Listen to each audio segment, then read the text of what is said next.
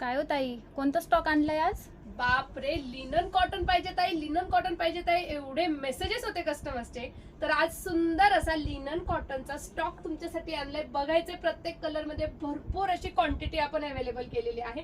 Colour chart बघाल तर एक नंबर कलर चार्ट, एक नंबर डिझाईन असणार आहे. क्वालिटी असणार आहे 100% प्रीमियम क्वालिटी.